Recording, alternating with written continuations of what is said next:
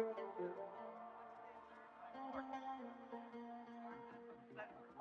ground, how does it look from up there? We start out at 12,000 feet. That's 500 feet. We fell. Bob McKenzie is on the ground now, as you can see, talking to one of the wing walkers who's just come down, and what an absolute thrilling show it is to see these guys in Laura, I don't action. think I've ever seen you get this hyped up. Well, She hit me in the leg, goes, I'm doing that. I'm going to do that. I'm not going to do the fancy stuff, but, you know, they are actually doing gymnastics in midair. They really are. Absolutely. It's an unbelievable sight. And you notice, you know, for them it's old hat. They get down, they run together, high five each other. Great show, guys. Yeah, like These guys are very much like the Thunderbirds and the Blue Angels. They spend a lot of time out in the schools and the hospitals. They are recruiters, they are ambassadors, and no less than a pilot. These guys are professionals. But then we also have to point out that during times of military action, there is a real military aspect to this. And these were the guys who also went into Iraq and had probably one of the most frightening assignments. You got it. That's Boy. what SEALs are all about. Okay. As we continue our coverage of the last air show at Moffett Field, a real treat for you. We're going to see Sean Tucker in action.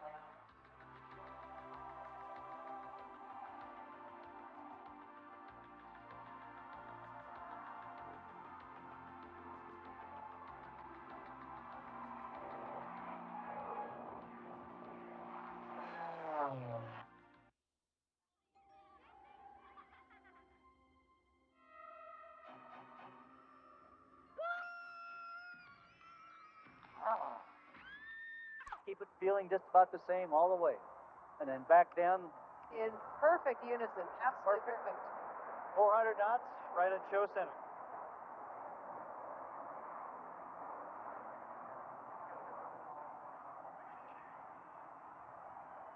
Just to give these guys a little better sense, you know, they take their flying gloves and they cut the fingertips out of them. Oh, that's right. I remember that now. Yeah. Why do they do that? To give them a little bit better... Just a little better tactile sense on the stick.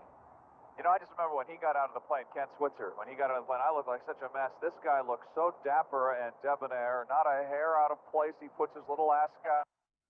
Hurry in now for unbeatable savings during Circuit City's Super Sale. Save on this GE 27-inch stereo TV with remote, just $3.99. Or get your choice of this Sony portable CD player or boombox with CD player, only $119 each. And now at Circuit City, introducing the Macintosh Performa line. It's Circuit City's Super Sale, and it's going on now. Welcome to Circuit City, where service is state of the art.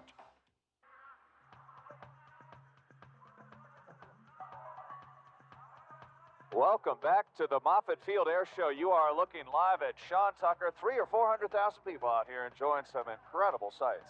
Now, we've been telling you about this is really, at times, there's competition for air show participants, and Sean D. Tucker is one of the people who is the best, truly voted to be the very best among air show performers. He's a gentleman, a family man, and a businessman, but most of all, no doubt about it, he is a showman.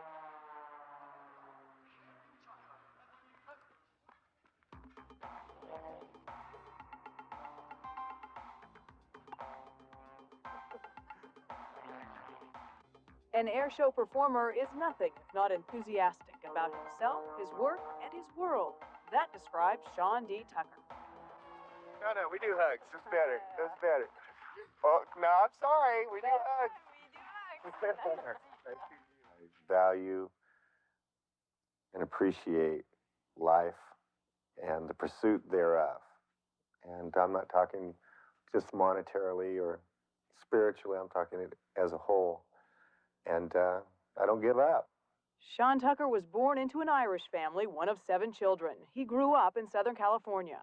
I started flying 1970 because of I had begun skydiving in 1969, and I had a friend of mine had a tragic accident and died, and I was too afraid to do that anymore.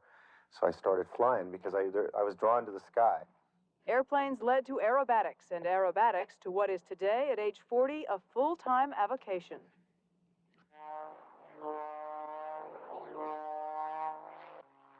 To excel as he does at airshow flying, Sean D. Tucker practices in his Pitts biplane every day.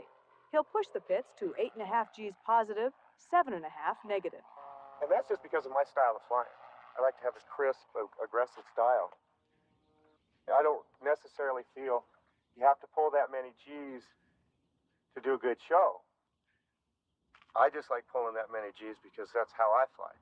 Sean downs a quart of water prior to each performance and frequently goes through a meditative process on the ground ahead of time, walking through each maneuver in his mind.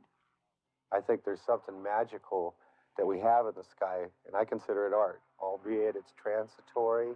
It's not there for very long, but it does provoke emotion. It does turn people on. And I consider it a tremendous experience to be involved with that.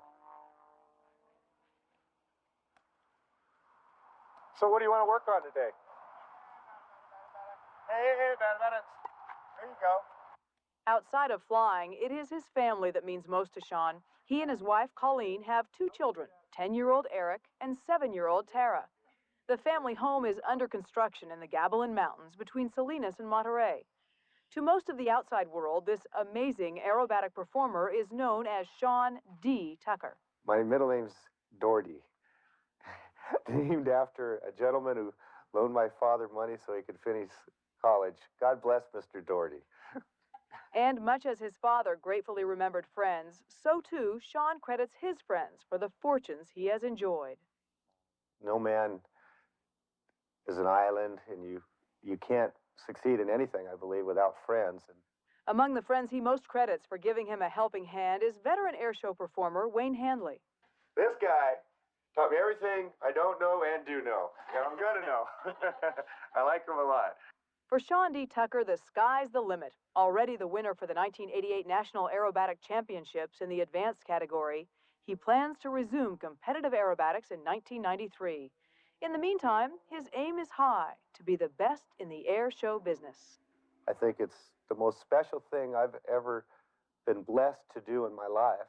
I firmly believe in everything I'm doing out there on the air show circuit in terms of sharing, provoking emotion in people, capturing the sky and sharing my love of flying with the audience. It excites me to wake up in the morning and keep striving for the goals that I've set for myself. And the main goal is to fly the best of my ability and give 110%. And when we come back, we will show you the amazing Sean D. Tucker. So stay with us. We'll come back in just a couple of minutes.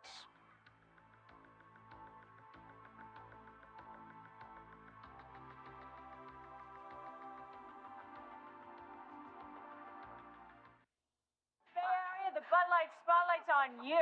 Bud Light is cosmic satisfying. Good on the hips. Go with the attitude of Bud Light. This is it, all right? I'll share if you want to. All you guys out there drinking those other beers, I see you, but I wouldn't want to be you. Bud Light is a beer that I enjoy, and it doesn't fill me up. Oh, c'est bon, c'est magnifique. Bud Light, how sweet it is.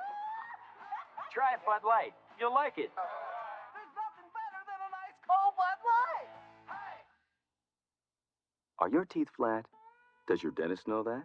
Of course. That's why he uses special instruments to clean between teeth. Well, now there's a new instrument you can use at home. Introducing Crest Complete, the first ripple toothbrush. Like a dentist instrument, Crest Complete reaches between teeth, up to 37% farther than the leading flat bristle brush. So to help maintain a dentist clean at home, get new Crest Complete. Only Crest could make a brush this complete.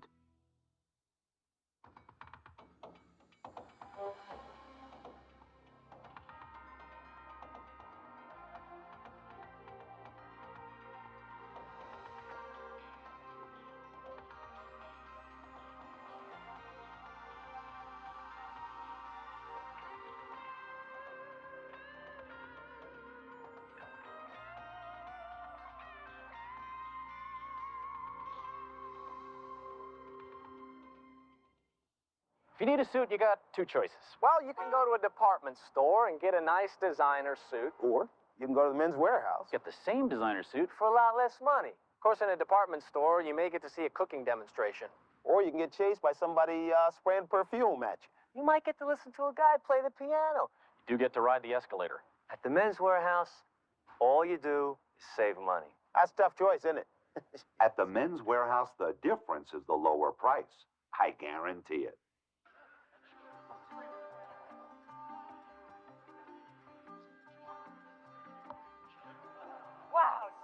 look at that, folks. This guy's amazing. Yes, this is one of the best. He is absolutely one of the best aerobatic pilots in the world, I guess. Oh, yeah, he is. And when you're a father and a family man like he is, he takes advantage of the Tucker name, and he names his maneuvers after his kids. We just saw the Eric Tucker, and coming up here in a minute, we're going to have the Tara Tucker. Let me ask you a question here. How much danger is there in doing something like this? I mean, he gets really close to the ground. Very little, Frank, Is that because right? he practices, as I said in that piece. Now, even look here now, guys. He's 100 feet off the ground. He's below by 100 feet, the top of the hangar in the background, doing an outside loop. But he practices. He starts it at a higher altitude until he gets confident and capable and comfortable doing it down low. What kind of a plane is that he's working with? That's a Pitts S2S. It's an acrobatic airplane, much like we saw in Paddy Wagstaff, an airplane built for acrobatics. Now, he modified it to work even faster than it was originally. Why have 2 wings instead of 1? What's the difference there? Well, first off, if you generate lift, and it's generated off a certain wing surface area. In fact, maybe later on we'll get Laura's airplane up here, we'll show you, but more wing area you have, the greater lift. And in the old days, they put 2 wings because it was just stronger rather than making one great big long wing. Now, what sets him apart? Why is he so good? What is it that he does that's different? Attitude, he works at it, and he's imaginative. Imaginative meaning? In terms of coming up with new maneuvers. I asked him, when I first met Sean, I said, well, Sean, let's talk about a standard maneuver like a loop. He says, I don't do a loop. He says, well, I said, what do you mean? He says, I do a hoo-ee. Oh, what's that? He says, I do a loop, and in the middle I throw a lamshivak, and down the back, I say, why are you calling? He says, that's what I do, hoo-ee. So that's the kind of imagination that makes you good. And he practices. He does it full time. This is the way he earns his living. He He doesn't have an outside job, huh? No, well, can you make a lot of money doing something like this? No, but now you see also, now there's just a little plug here. The company that sponsors him, Randolph Engineering, makes the aviator sunglasses and all. And during the Desert Storm, we were asked to do surges and everything else. They did that, produced like a couple years in a month, didn't charge anything extra for them. Sponsors make a lot of these air show acts happen. And in his case, it's Randolph Engineering. It's a lot like car racing or other sports like that where you need to have a corporate Budweiser, sponsor. Absolutely. The fine people who bring us this air show, in fact, they are our commercial sponsors today. Some of them are on the side of airplanes, some are on our little brakes. This is a real workout, doing this, isn't it? Again, back to the Paddy Wagstaff thing, physical, the Blue Angels, they work at it. We'll talk about that a little later on, the weight, the running, and the diet program that they're all on. Look at that. If you have only seen them from the ground and never been in a plane, you don't realize that. They're not just sitting there. They're really working physically, counteracting the G's, and also just maneuvering the plane with such precision. To a pre-scripted routine. And we go back to the thing of competition, you know. They are judged for the crispness of their maneuver, the exactitude with which they hit altitudes, the symmetry and things like that. And it changes from day to day. Imagine now, we have a show center where you like to center all your maneuvers. If the wind's blowing 20 miles an hour, you have to compensate for the conditions that day so that your maneuvers are centered. On a bad day, you may be able to do 2 maneuvers going that way, get 3 in going the other way because the wind's holding you up. What's the difference between a fighter pilot and an acrobatic pilot? Okay, this is a knife edge pass. One eye, down the left side. He's got 5 off. He did 2 wingtips, and watch it, and it gets the inverted one. He caught you saw him catch the right wing, then the left wing, catching banners which are 700 feet apart, 20 feet off the ground. Right wing, left wing, and then inverted. That's way too dangerous. He should not do that. Fighter pilots, not necessarily acrobatic pilots. Acrobatic then being a competitive skill, but all the maneuvers, you do Immelmans, Lamshivaks. They don't do Lamshivaks much in fighter airplanes, but Immelmans and I was wondering about the Cuban 8s Immelmans. are all the same thing. What's a lamshivak? What's an Immelman? A Lamshivak is is a Czechoslovakian word for a headache, and that's just where you put the stick in one corner, the rudder in the other, and you tumble the airplane. Oh, that's what we saw Paddy doing a little bit earlier. It really looks wild in the air. But now he's getting ready to do a maneuver here, I believe, called the Cuban 8, which is just like the figure 8 laid on its side. Comes down the show line here, getting his speed going here. Oh, my goodness. Okay. Oh, he's not doing a Cuban 8 here, but he's doing a slider. He's doing a knife edge pass here. He's just kind of hanging on the propeller as if it were a helicopter. Unbelievable. And then he kicks it over with a rudder. A couple snap rolls there. It's a pretty little plane. Oh, it sure is. Yeah, it's black with the red trim on it and the white writing. And down the show line. How far off the ground is he there? About 50 feet? About 50 feet. When he was upside down doing the ribbon cut, the ribbons are only 20 feet in the air, so he's something less than that. Now, he's the only one who we've seen do that today. That's just a real daredevil maneuver, isn't it? Yeah, that's probably a good way to do it. But again, the margin of safety is there all the way. Now, this show today is not competitive, correct? No, it's not competitive, and the only real difference between what they do here and what they do in competition, you generally do it a little higher. Oh, you do everything a little bit higher off the ground. Higher. So they're really playing to the audience here? Yeah. But not so low that you can't see it. Do they partake in this kind of a show just for the practice and the excitement of it? And the income. And the income, there we go. Now, here's an interesting maneuver now.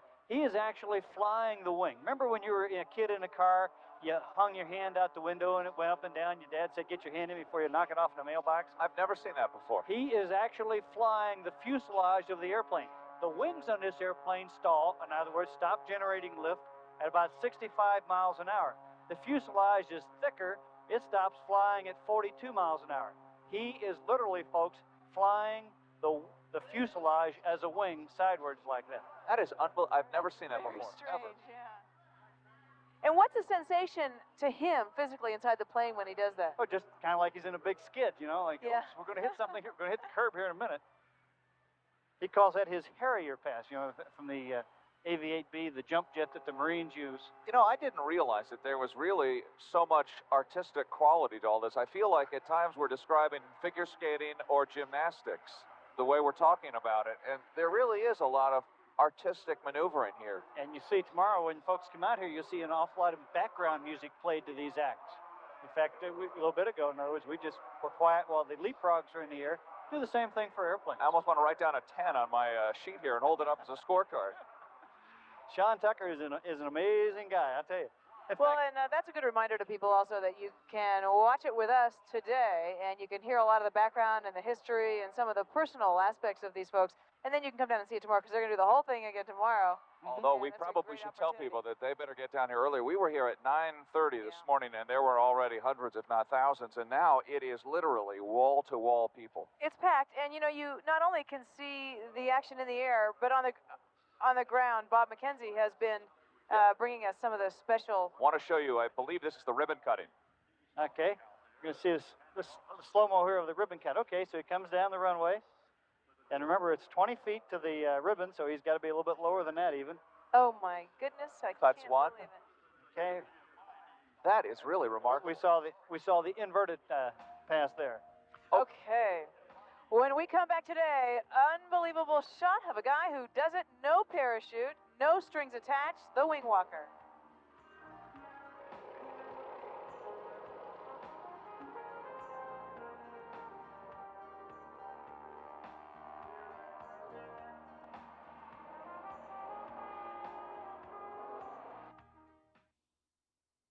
To you, it's the most intense television you'll ever see. To them, it's just another day at the office. Catch a full hour of Cops. Then, a special one-hour edition of Code 3 brings you the incredible true stories of the people who risk and give their lives to save others. See the dramatic crash of an airliner into an icy river. You'll experience the terror of its survivors and the extraordinary courage of its heroes. Code 3, tonight at 9 on Channel 2. She's a blue-eyed blonde with a black Cadillac, deep dish chrome and a hair tied back. On the seat next to her is the Taco Bell sack, burritos from Taco Bell. Combo burritos with beans and beef, onion red sauce and cheddar cheese. Delicious chilitos with chili and cheddar, bean burritos with cheese never tasted better. A bright red sweater and a smile on her face, her eyes light up with every taste. Burritos from Taco Bell, run for the border. Fact, in Northern California, Toyota trucks outsell Ford and Nissan combined. Fact, nobody has successfully combined a Ford and a Nissan. Conclusion, the more you know, the more likely you buy a Toyota. Fact, the Toyota Camry can go from San Francisco to St. Petersburg, Florida on less than 6 tanks of gas. Fact, only a knucklehead would go from San Francisco to St. Petersburg, Florida. Conclusion, the more you know, the more likely you'll buy a Toyota. I'm concerned that everyone get affordable health care. But Prop 166 won't help really sick people, and it will leave millions without coverage. People will have no choice in the health benefits they receive or the price they pay for coverage. Don't be fooled by Proposition 166. It's not affordable, and it's not real health care reform. That's why the California Nurses Association and many doctors say vote no on Proposition 166.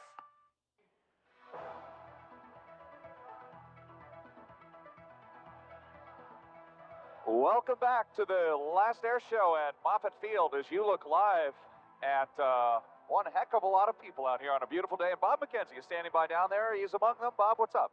One heck of a lot of people is right, and they all seem to be having a good time. What you see now is a man about to take some television, the bus taking television of him, and vice versa. How you doing, sir? Just fine, thank you. What's your name? Dave Jackson. What are you doing out here, Dave? Watching airplanes. What have you enjoyed most so far? The people and airplanes. It's lots of fun. Okay. What do you think brings people out to see an air show? What is the appeal of it? I know an airplane is pretty and all that, but what's the draw? I think the airplanes do things that we would never do ourselves. They go upside down, they fast. You know, it's just amazing to watch these people be able to turn those airplanes around the way they do. That's one way to describe it, all right. And another thing to remember is that when those airplanes are going upside down and backwards and down toward the ground, there's a human body in there who is doing all of the same things. You know, speaking of human bodies and stress factors, there's a certain stress factor out here. People have been going like this all day. I'd love to have the liniment concession out here. Now you are looking at the Red Baron Stearman Squadron. Is that what they're called? That's exactly right. Now they're flying Stearmans, which we've seen a couple of times already today. This is a very old plane, correct? This is an airplane that was designed in the 1920s. In the 1920s. Wow. So double prop, is that correct? That's right. Keep going. You're on a roll. Yeah, all right. And they're red and white, huh? And they're red and white. All right. We're going to rejoin Bob McKenzie now on the ground once again. Bob. Sean D. Tucker, the man you saw doing those truly amazing things in an airplane just now, here he is. I want to ask you, for one thing, did you invent some of those maneuvers? I've never seen some of them before. Oh, sure. We invented quite a few of them, but, you know, this is flying. And, you know, the nicest thing, the more you work with an airplane and the more friends you help to help you work with an airplane, we get out there and dance and put our heart into it. Dance is right. Wow, that plane maneuvered. You know, there are a lot of young people here, Sean, a lot of kids, a lot of teenagers who see you do this stuff and dream of doing the same things themselves, I'm sure. What would you tell a young person who wants to do what you do? Never give up on your dreams. I feel like the luckiest guy in the world. I'm doing something I feel is very important to me. I'm sharing my sky magic with other people all across the United States, and I'll tell anybody, just believe in yourself and don't give up on your dreams, because dreams come true if you work hard enough at them. Boy, are those some words to live by. Sean D. Tucker, thanks very much. I'm glad we talked to you today. I feel better already. Frank, Laura? Okay, Bob. He Boy, didn't even look what winded. an inspiring man he is. He looks like he's having a lot of fun up there in the air, and in fact, he is. Boy, what a treat. Well, last year alone, and we've talked about air shows and what a big draw they are. 23, there goes those Red Barons. Ooh, they are loud. 23 million people attended air shows across the country. In fact, only baseball draws more people as a spectator sport. And every air show is different, but there's always the thrill and the beauty of seeing the planes in the air and the moves that they can do. And right now we have a collection of sights and sounds for you from air shows.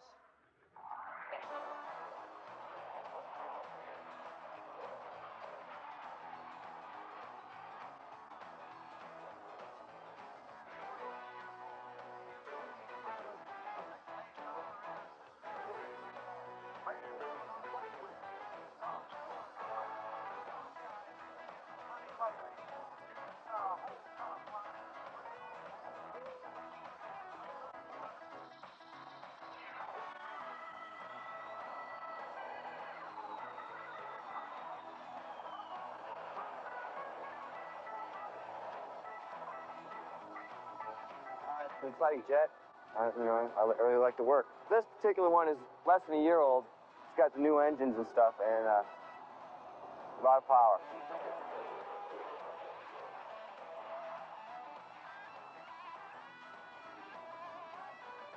a neat feeling because we're flying over the countryside and you think about what it would be like to have people shooting at you or whatever. And just, it's a time warp. It's fun. I know just how hell feels.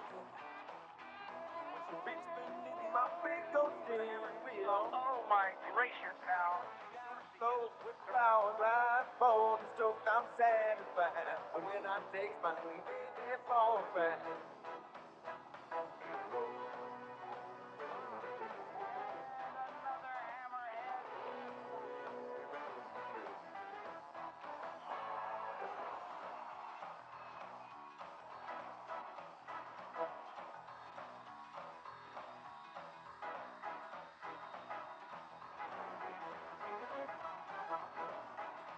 With its degree of precision, has become a trademark of the Blue Angels since first established 43 years ago.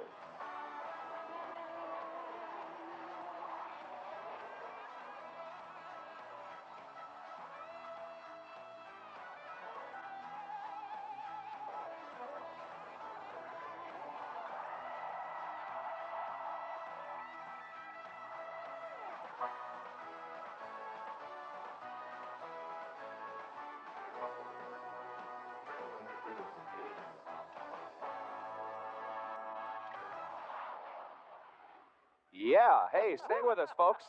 We got another 2 hours here of the Moffett Air Show.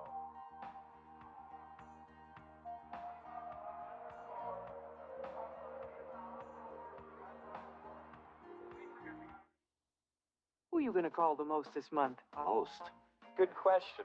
Isabel. With Sprint's new program, The Most, first, you get 20% off whoever you call the most each month. Second, you get 20% off calls to any of the millions of other Sprint customers automatically. Sprint interrupts this commercial for a special announcement. An independent consumer group has announced that of unrestricted plans, the Most from Sprint often offers the best savings with the fewest restrictions.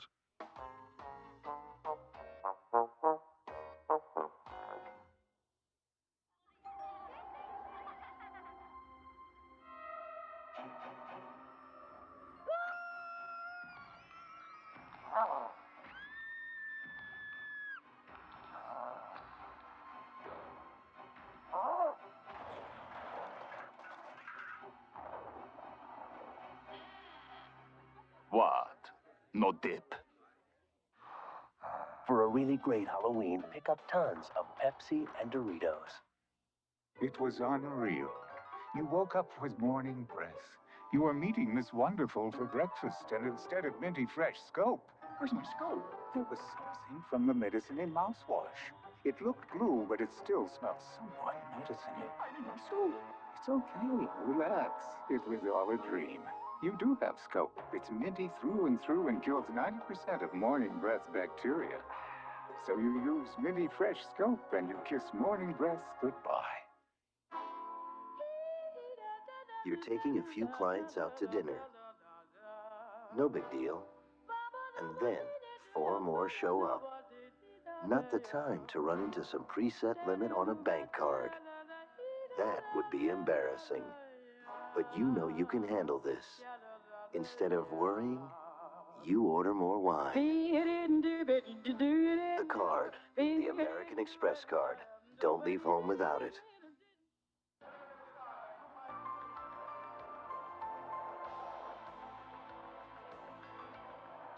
Welcome back, everyone, to the last air show at Moffett Field, and we are watching the Red Baron Premium Stairman Squadron flying, and boy, do they have some tricks up their sleeve. Some of the loudest planes Yes, I think they I've really ever are. seen. Now, this is an example of a flying group that does so much more than just perform, because they really give a lot through their performances. They spend a lot of time with children's groups because, you know, they're just a bunch of handlebar mustache kids out there flying airplanes, really. And they represent the company that sponsors them, Red Baron Pizza, at in the schools as well as their businesses. I was talking to you earlier, and when I was asking you what your favorite plane to fly is, I thought you were going to say some supersonic jet, but you mentioned one of these. I've flown with these guys twice, and I loved it because it's open cockpit. You got to fly the airplane. There's no computers, and matter of fact, if you want to go from A to B, you better look down on the ground and follow a highwayman. Yeah, like for a lot of people, you know, they relate this to the old Snoopy song about the bloody Red Baron, and there really was a Red Baron as well, right? Historically, this is a true figure. Yeah. Baron von Richthofen from the German Air Force. And now we see, this is something that you got to come here tomorrow, folks, to see. We got 4 steermen down the line here, all of them doing loops. Squirrel cage routine. What a sight. These are the old PT-13 and PT-17 type airplanes. As we said earlier, designed in the 20s, actually went into production in 1934 and 1936 for the Navy and the Air Force, or the Army Air Corps. I think we're just going to sit and watch them for a couple minutes here.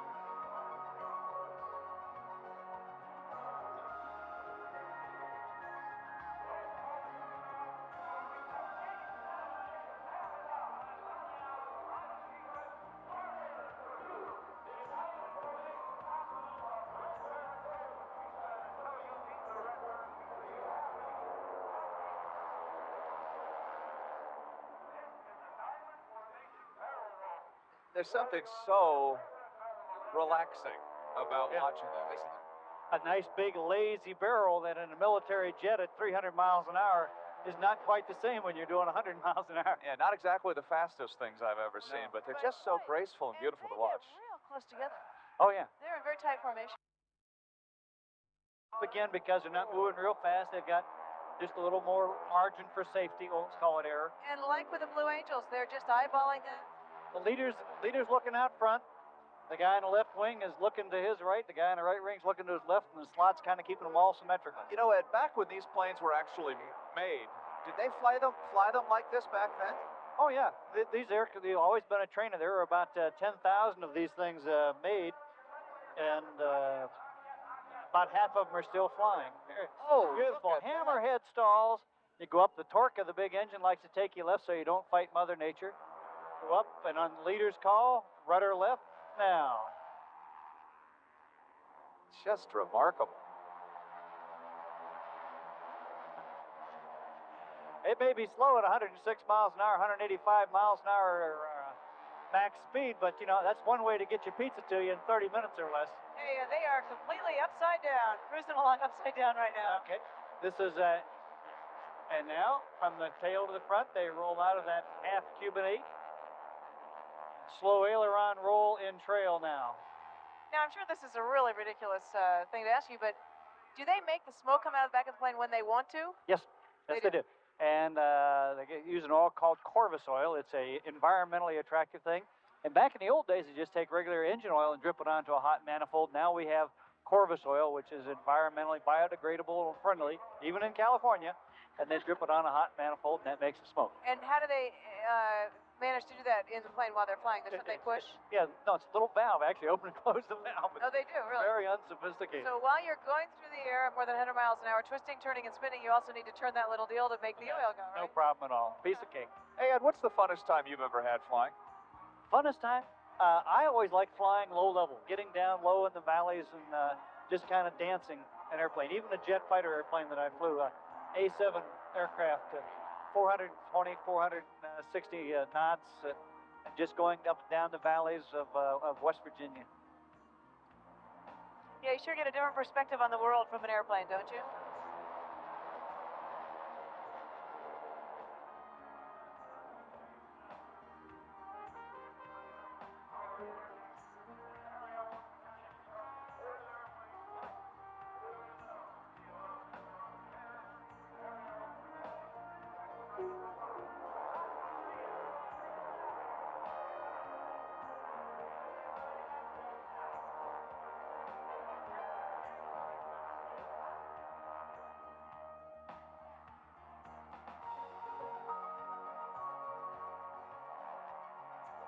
Stay with us, folks. We have a lot more of the last air show at Moffett Field coming right up.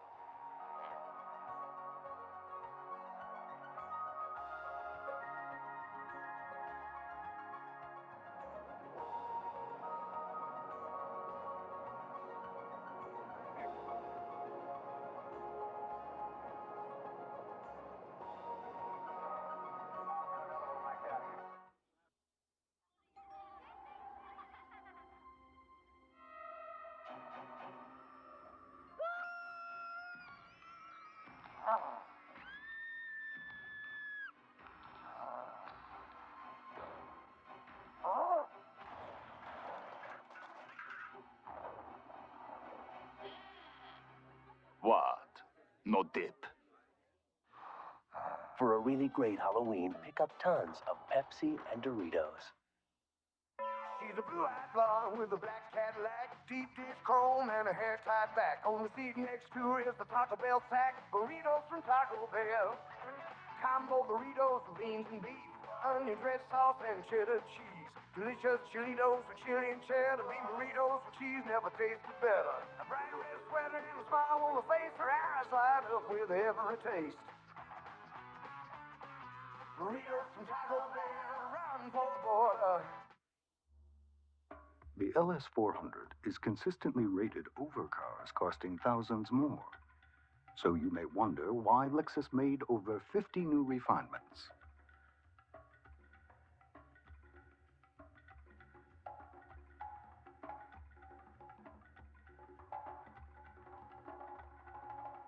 If at first you succeed, try again.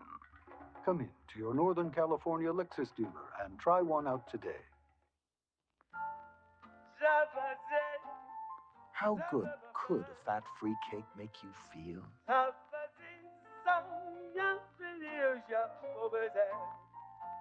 Ain't misbehaving. I'm saving my love for you. When fat-free can still make you feel like this, it could only be intimate.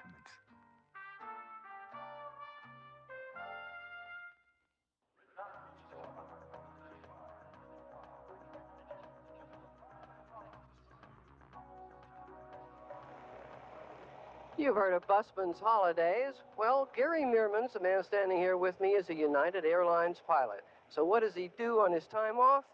He flies. In fact, he's the owner of this Navy Corsair World War II plane here. Gary, don't you get enough flying in the job? No, I really don't. This is a little different than the airlines, and I enjoy this about as much as anything. Now, you own this airplane. I guess that's kind of an expensive hobby. It is. I've owned it since 1986, and we've run it through all the air shows that we can. We try and break even. Sometimes we do, sometimes we don't. Now, flying an airliner with passengers, how is that different from flying desk? Oh, it's totally different. This is more seat of the pants. It's more of the feel of the machine. The airliner's done strictly by the numbers, so I enjoy the change in both. Like driving a bus than driving a Ferrari, something like that? Yeah, a little bit. Sort of like Indianapolis and the freeway at 17 miles an hour. When pilots get together, do they talk airplanes? Yeah, we do. As well as women and life and all that, I guess. Huh? Yeah. Okay, Gary. Nice to meet you. Back to you, Laura. Hey, Bob, a special thank you to you for that. Your father flew those planes in World War II. In the Second World War, and I've never seen one, and I was so excited when we got off today when we arrived here, that was one of the first planes that I spotted, and you showed me it. Yeah, we didn't have a good video of you guys arriving this morning, but folks, there is a way to arrive at an air show. Then there is a way to arrive. These two charming people arrived courtesy of a Yak Attack Beech 18 aircraft. We had a blast. We flew here. That's basically what it's all about. We simply hopped on over from near the Oakland airport. And it took about 15 minutes. I felt like I was in a Humphrey Bogart movie because it was one of those old-fashioned planes. Exactly. Yeah. But, it was just absolutely beautiful. Right now, though, we want to introduce you to a couple of guys who, your normal weekend activities, they just didn't cut it for these two. No golf, no fishing, no tennis. Eddie and Alan, well, let's just say they like to live on the edge.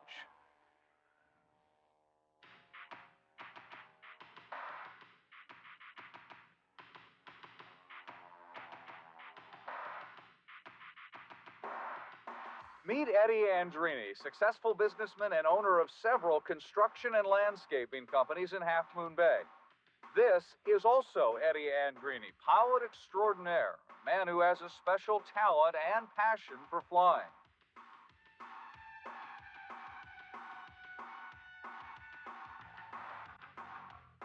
I think that is just something that I like. I had a lot of pressures from the businesses that I ran, and I could come out in half an hour and come out and totally forget everything that was going on, go up and just turn the airplane around, turn myself around until, boy, I'd land and I didn't even know anything else was going on. It's just great. Eddie flies a modified 1944 Stearman biplane. 450 horsepower Pratt & Whitney engine won't let Eddie sneak out of town.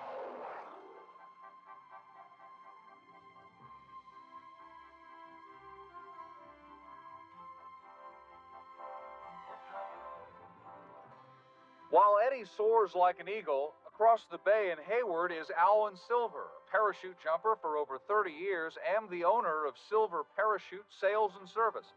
He's made over 2,500 sport jumps and now has added wing walking to his repertoire of on-the-edge activities.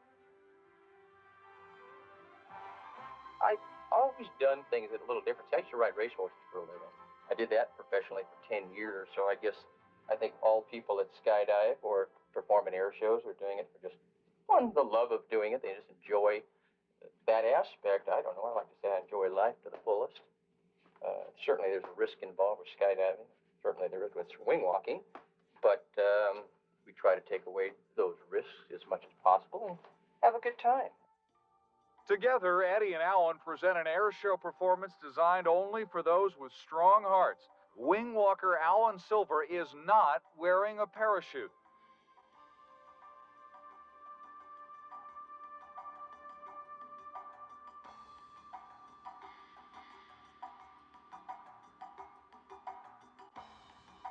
Alan and Eddie can't hear each other with so much wind noise. So how do they communicate? He looks at my face when I'm scared. He opens it up and lets me back in. And of course, we have the canopy on the aircraft. And when he opens it up, slows down, he looks, we use eye contact.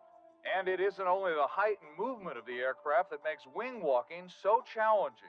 The most difficult time I have outside is when we diving to pick up airspeed, and just as we transition, that's the maximum G loading, and that puts a lot of force on me at that particular time. I guess we're going, between 140, 150? At least easy. 140, between 140 and 160. So that's miles per hour. That's, a stage 4 hurricane or better.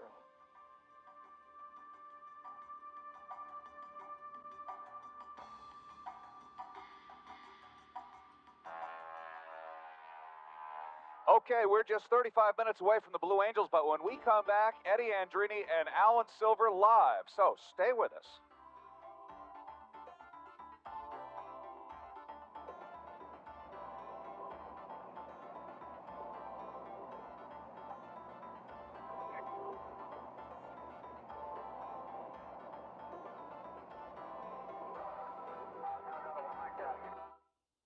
Prepare to be impressed, because right now you can lease a 93 Ford Taurus GL for just $287 a month for just 24 months, and no big surprise payment at the back end.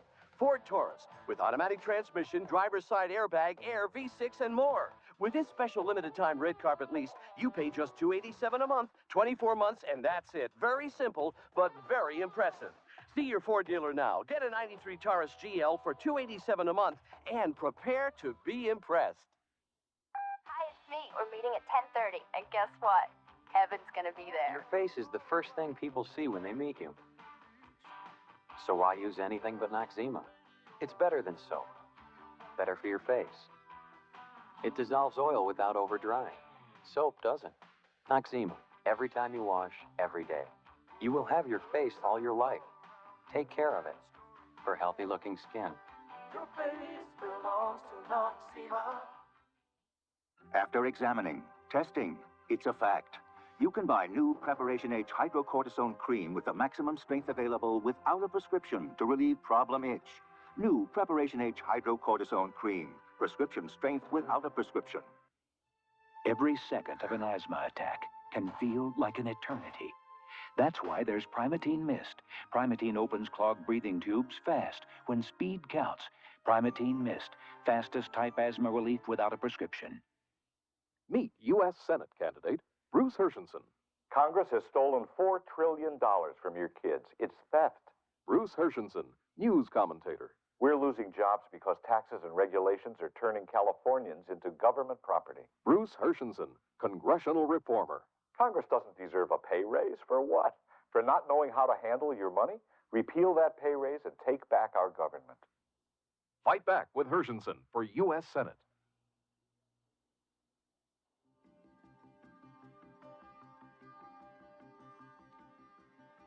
Okay, ladies and gentlemen, this is it. The No real parachute. thing coming up. Unbelievable. We're going to watch the Wing Walker in action, and it's going to be quite a show.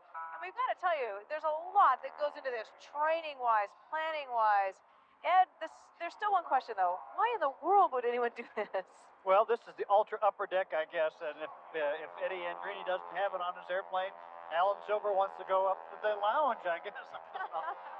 I don't understand it, in short. You know, he really has to hang on. I mean, the wind coming at you. Hurricane force plus. That's what I thought. I mean, he really has to hang on. Well, there's one golden rule. Don't let go with one hand until the other one is firmly wrapped around something else. Now, I'm sure they've also worked up over the years to put this level of show together. That they do. There's a lot of teamwork. Right. I mean, they didn't just, the first time out, do the kind of tricks that they'll do today that our audience will be able to see. It's little by little, step by step, to learn these kinds of things. Upside down. But the thing about it is Eddie Andrini is doing a lot of the same things he did earlier without the guy on top. But the difference being now, when Eddie Andrini does a loop without Alan Silver on the top, he gains altitude. When he does it with the guy on the top, the drag on the airplane is different. He starts losing altitude. So from the pilot's perspective as well, the airplane handles quite differently.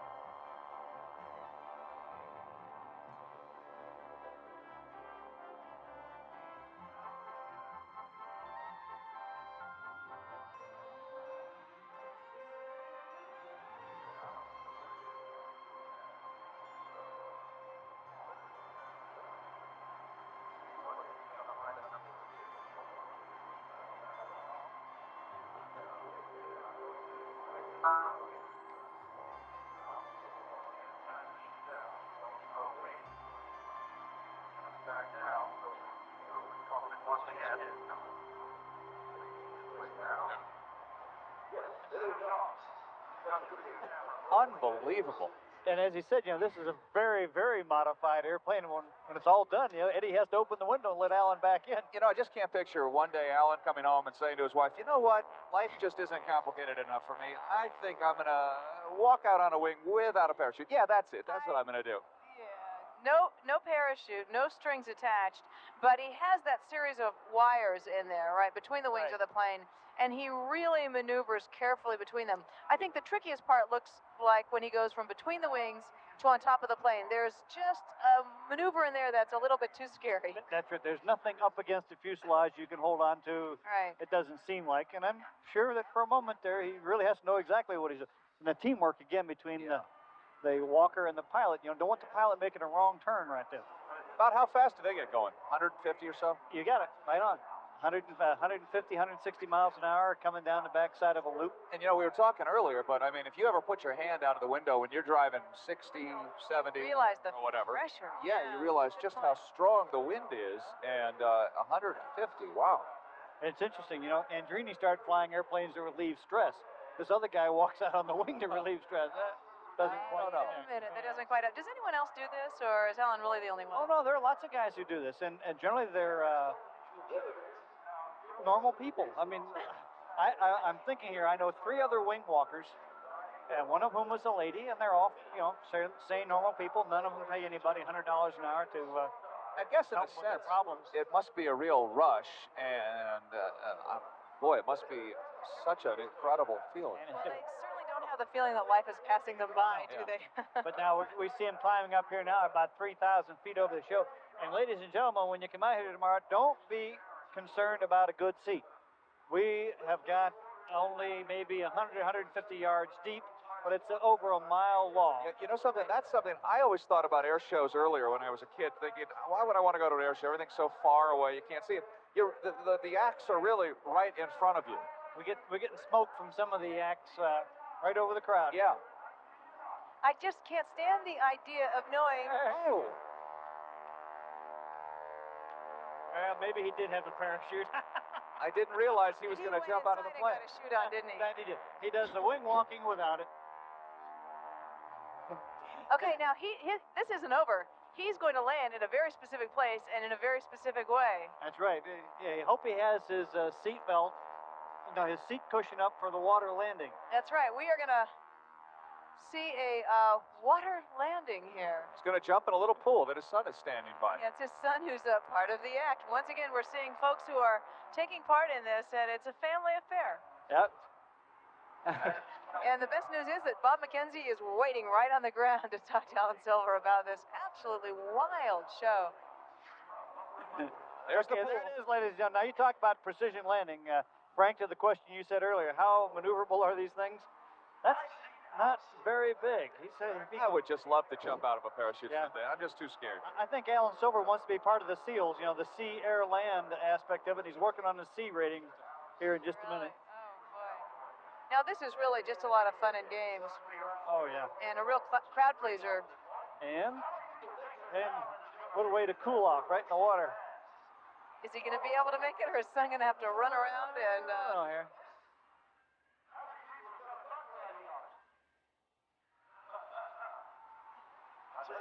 Going to be interesting to hear what Alan has to say when he talks to Bob right after this. I guess he'll be toweling off after his little dip, huh?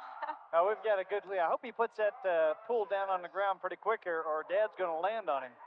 Yeah, it sure is a pretty sight, isn't it, to see that parachute All right, here it is. Will he make it? All right. Bullseye. He's right in it. All right. Let's go out to Bob McKenzie. Thank you. Wow, I've never seen anybody land in a drop of water before. Well, I've seen them jump in a pool, but a drop of water. It's all done by strings and wires. It's a trick. Now I've got to get out of my equipment real quick, and I got to run over to meet Eddie. Okay, terrific. It was That's wonderful great. watching you. Do you feel relieved now that you've done this and it's over? Excuse me, it's hard to hear you. You feel relieved now that this is over? Oh, yeah, obviously. It's great. Yeah, is it fun up there? Oh, it's beautiful. I got the best seat in the house. There must be 300,000 people here today. It's beautiful. Absolutely beautiful. So the view from up there is even better from down here? Yes. Thanks, Alan. It was wonderful. Thank you very much. Thank you, everybody. That's Alan Silver, the wing walker, amazing man. The wing walker / pool He's not even breathing hard. No, he wasn't even out of breath. We were. He wasn't. Now, if you thought that was exciting, hang on. Don't move. The Blue Angels are coming up. Not only will we see them, but we're going to take you for a ride.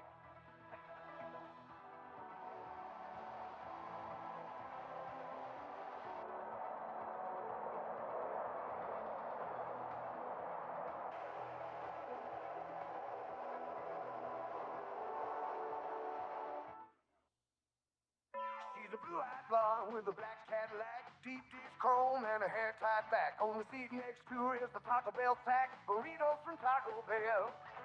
Combo burritos with beans and beef, onion dress sauce and cheddar cheese. Delicious Chilitos with chili and cheddar, bean burritos with cheese never tasted better. A bright red sweater and a smile on her face, her eyes light up with every taste. Burritos from Taco Bell, run for the border. In 1590, Galileo hypothesized that all objects fall at the same rates. But then, he never considered the depreciation rate of luxury automobiles.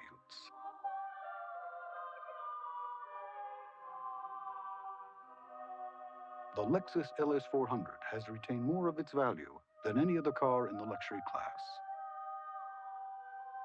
Cash in at your Northern California Lexus dealer today.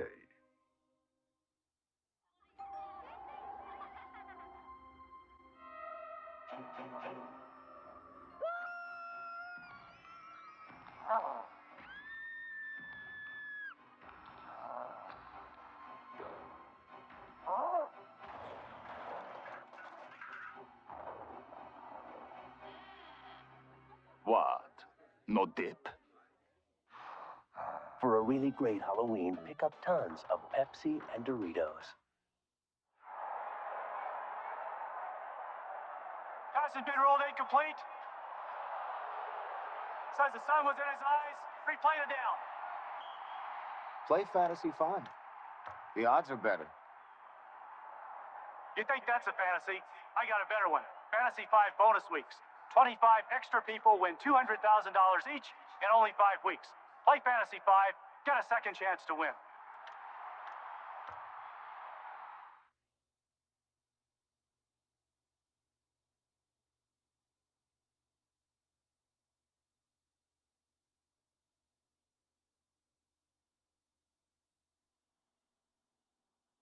In a deep submarine canyon off the coast of Monterey Bay live creatures from another world. Beautiful, mysterious. They are the jellies of the deep sea. Amazingly, jellies are the largest predator group on Earth.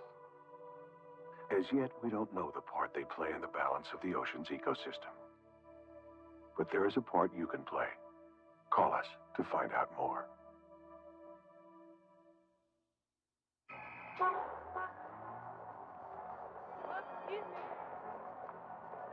Well, smart when you get up. Yeah. Whoa.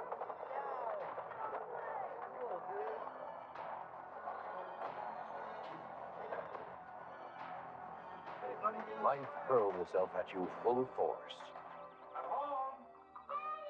With your help, the lighthouse trains those who can't see it coming. The lighthouse, reaching through darkness. Come here, boy. Now sit down.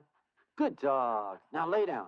Oh, good. All the way down. Good dog. Now get up. Come on. Speak to me. Speak. All right. Good. Speak. Good dog. Now, much tougher trick. No sex. Yeah, I know. Tell me about it, man. But no sex. None of those fancy poodles you love so much, all right? None of those cute-looking collies. No double dating in the doghouse. No candlelight dog bone dinners. No doing a wild thing. Listen to me now. None of that special scratching. Every year, millions of pounds of food go to waste right here in the Bay Area.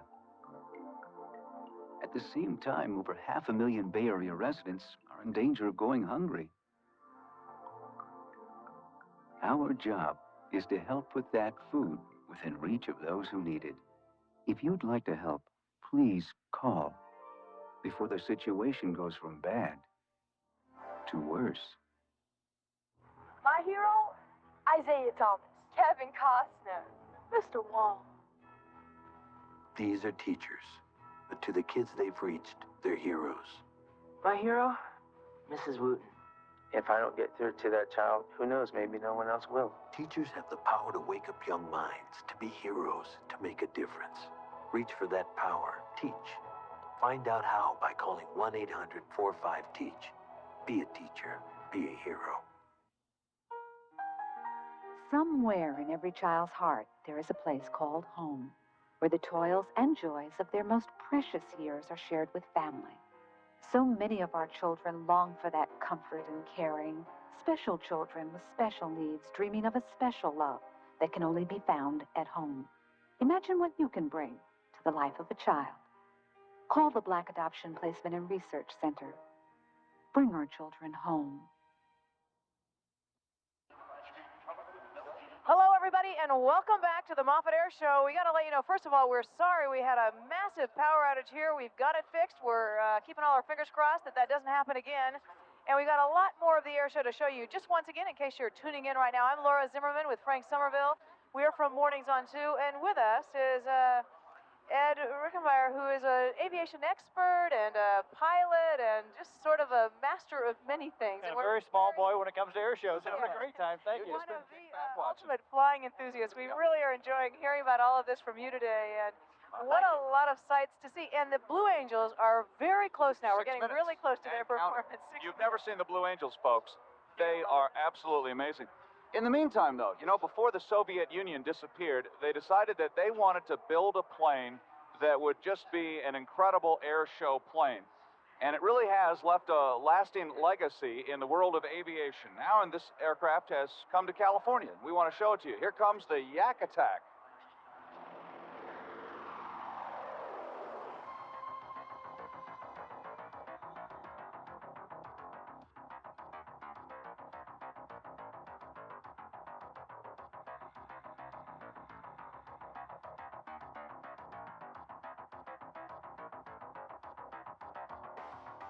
There is no mistaking this silhouette, 25 feet long with a 31-foot wingspan. It's the Soviet-built Yak 50. There are only 2 Yak 50s in North America, and both are owned by Bill Reisman of Portland, Oregon. The Yak 50 was designed and built in 1975 specifically to win the World International Championships, and they succeeded in that purpose the following year, 1976. It's designed to take off, go straight up, wrap your intestines around your neck, and come straight back down and land. It's an exceptional aircraft because it's designed to do just aerobatics. As a result of its enormous power and vertical penetration capabilities, Bill Reisman puts his Yak 50 through some maneuvers that you will not see in other aircraft. Yeah, one of the things we're really excited about is something we've called the Russian roulette. And it's a maneuver that, to the best of our knowledge, no other aircraft will do. What it does visually is that I pull the aircraft up into a vertical climb. I do a very rapid half roll. At that point, we push the airplane over. The aircraft goes over on its end, and while it's doing that, it's rotating, and it goes into one of the flattest inverted spins you've ever seen. Now, what's unusual about it is that it is an ascending inverted spin. It is actually spinning and going up several hundred feet. And we're just absolutely amazed at the beauty of the maneuver. The second maneuver is something that we have named the Yakety Yak Tumble. In this particular maneuver, I pull the aircraft straight up vertically, and I then feed full right stick forward and full left rudder. The aircraft tumbles over end, and usually I get about 1 3/4 tumbles on the aircraft before I have to pull the power off and bring it out. I think what's spectacular and different about this is the size of this aircraft. Going end over end in a cartwheel is what makes it so distinct. Although it's a stunning performer, the Yak wasn't built for pilot comfort. One of the disadvantages of flying the Yak is the fact that the seat is mounted too upright, and it's tougher to fight the G-forces. And because of the heavier mass of the aircraft and the power of the aircraft, you can really maintain speed with this aircraft, which means that you're in for much longer, prolonged periods of pulling Gs. And when you get to be a 50-year-old pilot, it's not as much fun pulling Gs as it used to be when I was in my 20s. Reisman's interest in flying began in his early teens and climaxed the day he earned his wings to fly the F-100. He flew fighters for the Air Force and the National Guard for 20 years, logging over 4,000 hours in military fighter aircraft and 320 combat missions over Vietnam. I think it's hilarious that I spent 20 years in the Air Force training how to shoot down Soviet aircraft, and now I own and fly 2 of them. Is the world changing now, or what? This is Reisman's first year on the air show circuit. He makes his way across country in a flying armada of matching red and black aircraft. Yeah, we got a 1946 Beechcraft D-18S. Bless her heart, she's a beautiful old airplane, and we painted her up just like the Yaks, pure black with the big red cowlings on it. She's got those beautiful Pratt & Whitney engines just growling as she comes down the runway, and we've all fallen in love with her. She's a real sweetheart airplane. And then, of course, since she's kind of herding the Yaks around the country in the air shows, we had to get some nose art on her. So we had an artist depict the Yak Lady, which is the nose art on the Beech 18. And we're not really sure what a Yak herder would look like. But if you look at the Yak Lady on the nose of our Beech 18, that's our concept of what a Yak herder looks like. We think we're right. That's what we flew in on as well. That's the plane we flew over on today from the Oakland Airport to the Moffett Naval Air Station, and it was a fun ride. You could really see everything on the ground and cruising along. Now, the moment is coming, huh? Yeah, the moment for the Blue Angels. You will not want to miss this, folks. They're coming up when we come right back, so stay with us.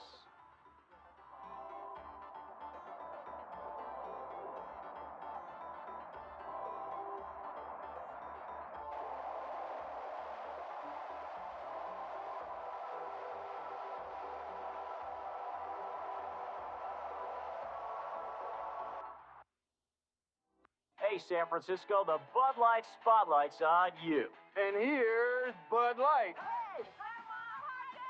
I married this man for a Bud Light. Personally, I cool off with Bud Light.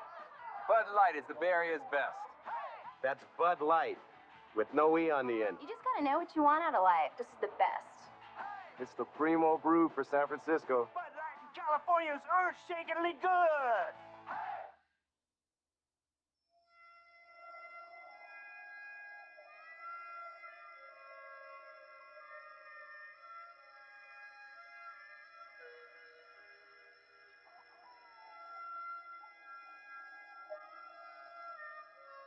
It's comforting to know that night after night, year after year, we're out there, shining bright.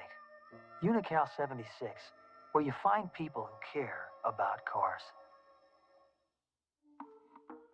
You're married. 2 kids. 1 on the way. A house. A dog. 5 on the way. Loads of other responsibilities too numerous to count. And you want this. Doesn't make sense. But here is an interesting alternative that does. The new Volvo 850 GLT.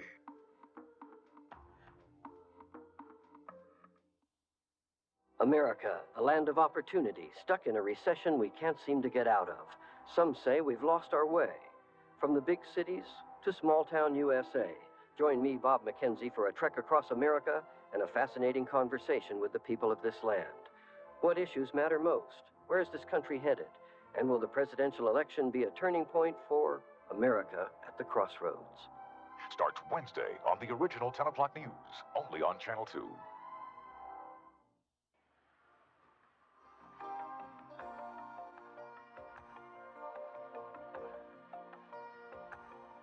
Welcome back to the last air show at Moffett Field.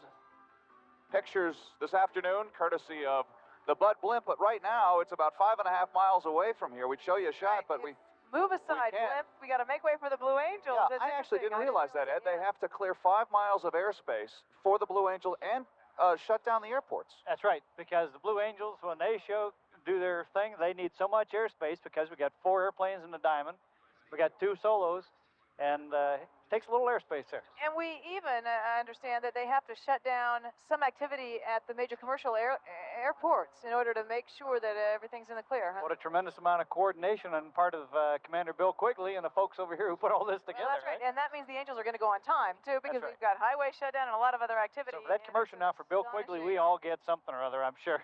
That's right. Now we're going to take a look at this is the support plane for the Blue Angels. The coolest now thing. the funniest thing about this plane is what they call it, and that is Fat Albert. Watch this takeoff, folks. Fat Albert rolls down the runway to his normal takeoff speed. The pilot rotates and then kicks in the rockets. And what this does is this allows him, this is called JATO, Jet Assisted Takeoff, J-A-T-O, and it allows him to climb at a very steep angle. When you get in a situation like in the jungles of Vietnam or someplace like that where you have small arms, everybody's got a gun or a BB gun or a slingshot, you want to get up as fast as you can out of the most of the threat. The Blue Angels are actually, though, only one of several precision teams. They're the Navy's, but right here is the Canadian Snowbirds. One of the tremendous differences right off the bat, Frank, is the fact that these are from Canada, obviously, but they're flying trainer aircraft, a little slower, but they do it with 9 aircraft. Now, you'll be able to compare this, really, when you see the Blue Angels coming up in just a few minutes. This was taken during the Salinas air show not too long ago. How close are they there, Ed? They get down, generally a good rule of thumb for most acrobatic teams is about 36 inches from wingtip to 700 miles an hour or whatever, and you're 3 feet apart. 3 feet apart. And they've got a team of 9 planes. They've got a team of 9. Just a little different idea. Now, they fly an airplane which is not their frontline fighter. The Canadians fly the CF-18, they call it, their version of the FA-18 that we have here. But they've done, as we did in days of old, we used to fly trainer airplanes in this country. The Air Force flew T-38s, and the Navy for a long time flew A-4s. Now, how fast will one of those go? This is a 300-mile-an-hour airplane. Oh, quite a bit slower than quite a bit slower than the FA-18. And a very old airplane. Nick Tudor is a 1950s design airplane. It's strange to be saying 300 miles an hour is slow, but... Now, the Italians have their precision team as well. And how do they match up? The Frecce Tricolore from the Italian team, now they do one better. They also fly a trainer airplane, the MB-339, but they add a 10th airplane to their maneuver. But again, it's about the same speed range, 300, 350 miles an hour. But the real artistry here is in the different colors on the tapestry that they paint through the sky by having the national colors of the Italian flag as they do their maneuvers. Oh, they do, huh? Yes, they do. Well, that is a fabulous sight as well. And they do their routine to the background of the song, Volare. I shouldn't even try that, but Volare. We love that. Okay. But these guys are on very infrequent visitors to the North American continent, and they were here this year. Oh, boy. A real treat. And in just a minute, the real team comes up, the Blue Angels, and they are just spectacular. I've seen them once before, and I absolutely could not get over it. It was just amazing. Well, every acrobatic team has got its forte. We got the Blues. I think we got the best. We'll find out in a few minutes, everyone. Stay tuned.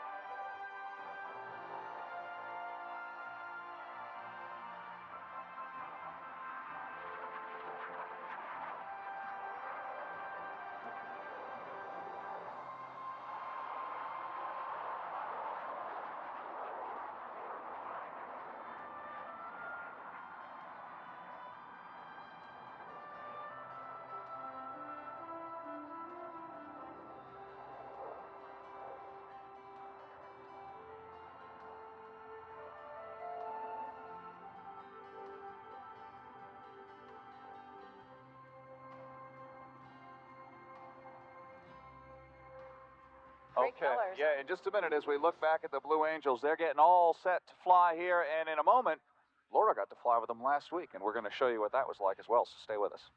Boy, oh boy.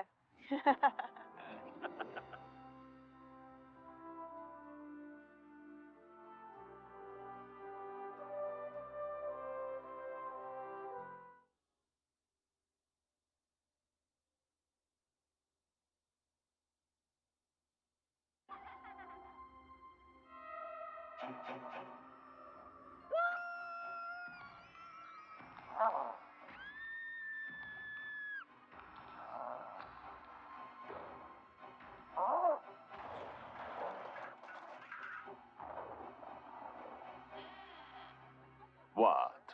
No dip?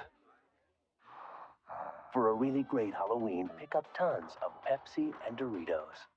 Dear Lexus, my LS400 is great, but I have a suggestion to How about a passenger side airbag? Dear Lexus, I wouldn't have bothered you with this except that you asked. An outside temperature gauge would be especially helpful. It took 1,400 engineers to create it. And just a few doctors, artists, lawyers, CEOs, and entrepreneurs to help refine it. Introducing the 1993 LS400. See over 50 refinements at your Northern California Lexus dealer today. They want you. You at the meeting, You at the client dinner. You in two places at once. So you can't be held back by some preset limit on a bank card. Not you. What you need is something that's behind you. All the way. The card, the American Express card. Don't leave home without it. She's a blue-eyed blonde with a black Cadillac, deep dish chrome and a hair tied back. On the seat next to her is the Taco Bell sack, burritos from Taco Bell. Combo burritos with beans and beef, onion red sauce and cheddar cheese. Delicious chilitos with chili and cheddar, bean burritos with cheese never tasted better. A bright red sweater and a smile on her face, her eyes light up with every taste. Burritos from Taco Bell, round for the border.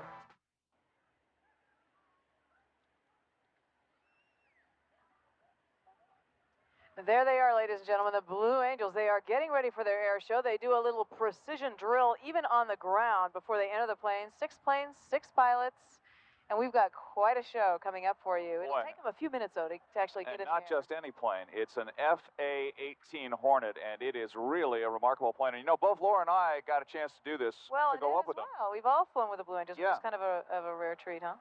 Ed, when did you fly with them? Last year. Oh, really? I flew with the guy who's now number 6. But this is you guys. I'm looking forward to hearing your. Well, when I was working back in Rhode Island before coming out here, I had a chance when they were at the Quonset Air Show in Rhode Island to go fly with them, and it was just unbelievable. We're going to show you. We got some videotape here of the takeoff. The pilot goes, Frank, 100 miles an hour, 200 miles an hour, 300 miles an hour. Stand by, and on pull, he says, pull. You hold on tight, and watch the plane right here. Straight up, folks. Then this is me getting out, and needless to say, I could barely walk, talk. I couldn't do anything. I got sick to my stomach. A little wobbly. I don't know, but just you're going up, you're going around, you're going over. It's just, you lose your concept of what's going on, of where you are, of what's happening. So, Frank, you're not going to be a fighter pilot? No, I don't think I'm cut out to be a fighter pilot. Once you get used to this. The takeoff was the absolute most incredible thing. You're just flying along and then just straight up. Did I look like an idiot there? Well, no, I was so messed up. The thing is that when you see the Angels from the ground, it's just beautiful, and it is graceful. It's this combination of power and movement, and it's really an unbelievable thing. But honestly, I have to agree with you 1,000%. When you climb in that plane and take off, it's the scariest thing in the world.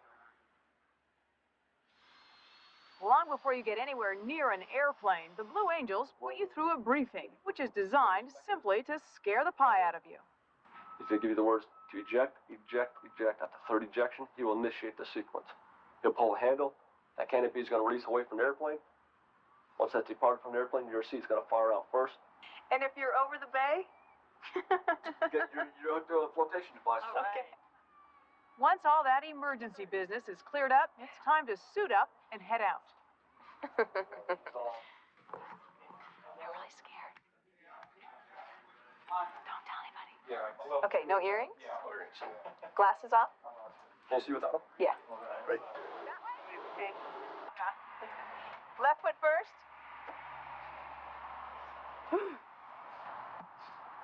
Let me get something really quick. All right. Somebody gotta get to the way.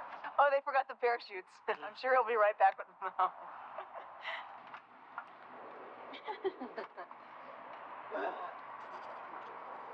Okay. There you go. This foot. Where do you want me to put my foot? Step all the way across the seat. And put my foot where? On the floorboard. Oh, okay. You're strapping my ankles? Correct. These are leg restraints. And what does that do when the parachute opens? Is this when you eject, as your legs are forward?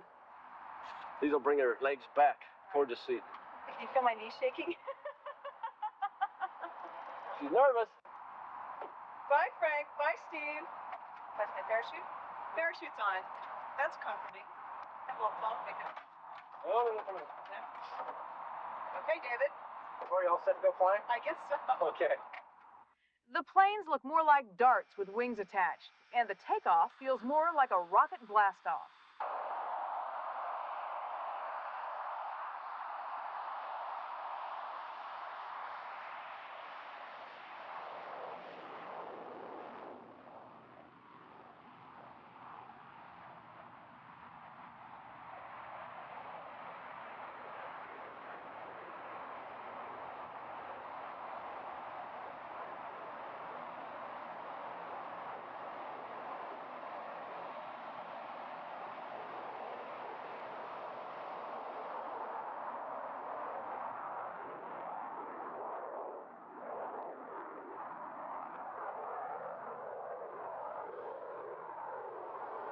For the next 50 minutes, we soared out over the waters of the Monterey Bay, getting just a taste of Blue Angel aerobatics.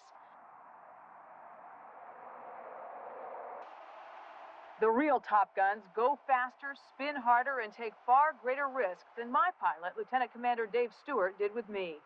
But the sensation is astonishing.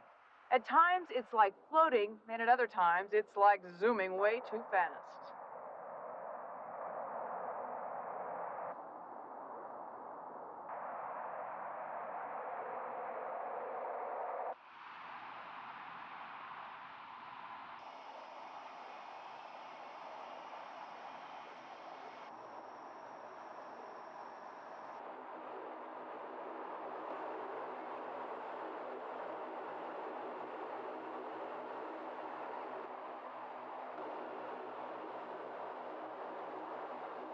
Back on the ground, I was definitely a little more wobbly for the wear.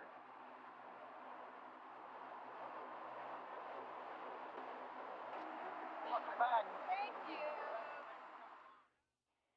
You sure looked a lot better than me when I got off the plane. Well, don't you think? I mean, for us, because we'd never flown before, Ed. I don't know about you, but they did let us fly the plane for a while, and that was just so exciting to really do that. I did a couple of, turns over and went real fast for a while. And that was just such a kick. Okay, you're looking at the Blue Angels live. They are just moments away from taking off, and when it happens, we'll bring it to you live. So stay with us. We're coming back in just a moment.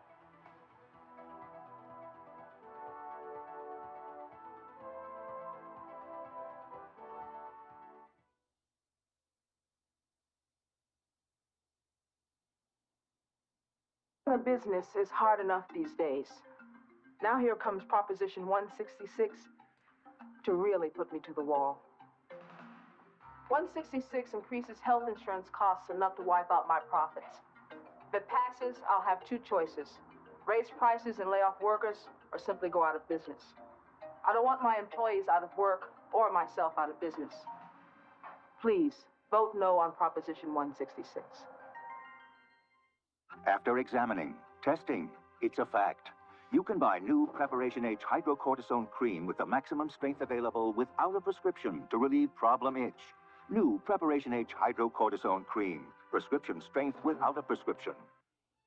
Every second of an asthma attack can feel like an eternity. That's why there's Primatene Mist. Primatene opens clogged breathing tubes fast when speed counts. Primatene Mist, fastest type asthma relief without a prescription.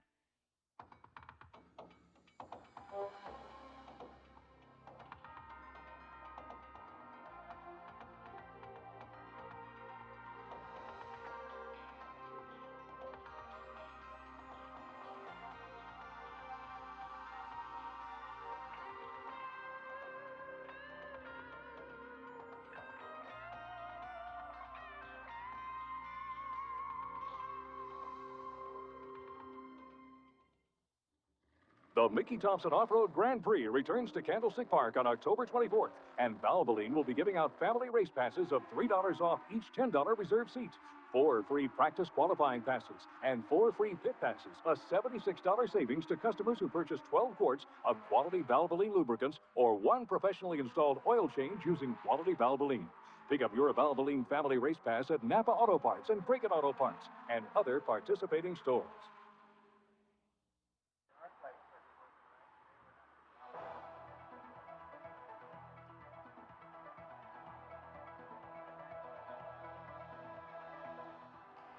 Okay, here we go, folks. The planes are taxiing out onto the runway. The Blue Angels are getting ready for their performance, and this is what a lot of people came to see today. A lot of the people who were in this audience really wanted to see the Angels.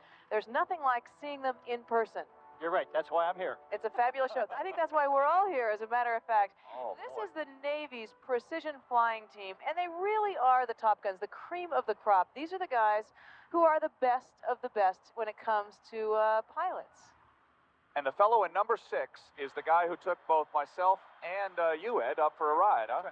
Marine Captain Kenny Switzer, who had the flu yesterday. He wasn't here for the practice yesterday. He was feeling a little ill, so he didn't come to the party last night, but he's out there today doing his thing. I don't know, wait a minute. Frank said he had the flu yesterday. I think those two guys were out goofing off somewhere, maybe. I'm not sure. Now, even in the way they get ready for their takeoff, all of this is choreographed right down to the inch, isn't it, Ed? Absolutely, because these gentlemen are never off center stage. You know what the best part for me was? When he hit that button, or whatever it was, to start up the engine, and you just hear it go, and just the sound of power.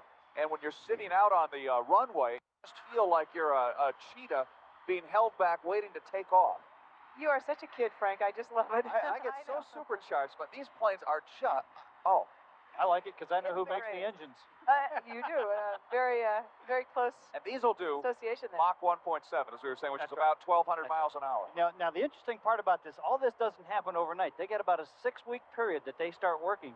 And when they start doing the maneuvers together, 1 ship, 2 ship, then they get the 4 ship together, they start at 2,500 feet, keep practicing, and ultimately get down to their minimum show altitude of 250 feet. Now, we just want to remind people at home that everything you're seeing right now is live. This is the beginning of the Blue Angels performance today, and we'll just stick with it until they take off. You can see they're all giving the thumbs up. They're getting ready, getting into their positions. It's probably appropriate here to thank our commercial sponsors today who would probably like to have some time in the middle of the Blue Angels, but by working with them as you have here at Channel 2, thanks to the show without any real interruptions, and this is going to be kind of a nice thing. You know, there are a couple of things to watch for when they're doing this. The one time I saw them perform, there's one spot where they just go by, it seems like full throttle, and I liken it to watching a bullet go by. I mean, I've never seen something move that fast. And the other thing is how close, as we were talking about when we saw the Canadian snowbirds and the Italian team. Even the Red Bears, how close they are. Yeah. And imagine now, here you are, you're flying along.